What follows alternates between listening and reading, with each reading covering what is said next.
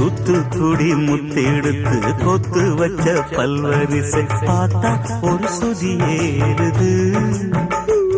அடியாத்தா மனம் சுரம் பாடுது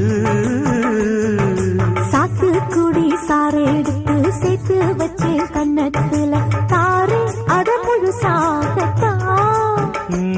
பக்கம் பாரு அந்த பொழுதாகத்தா